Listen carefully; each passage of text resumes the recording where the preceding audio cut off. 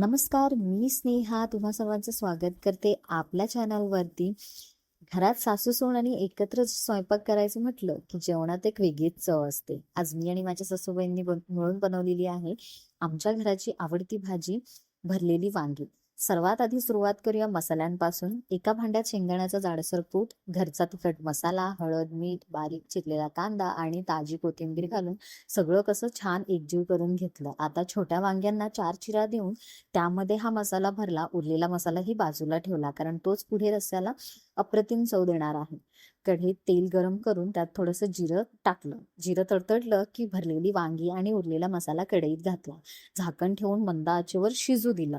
थोड्या वेळाने वांगी मऊ झाली की आपल्या आवडीनुसार पाणी घातलं. आम्हाला तर रस्सेदार भाजी आवडते म्हणून थोडं जास्त पाणी घालून पुन्हा एक छान वाफ येऊ दिली. आणि बघता बघता तयार झाली आमची खमंग, झणझणीत आणि घरगुती चवीची भरलेली वांगी.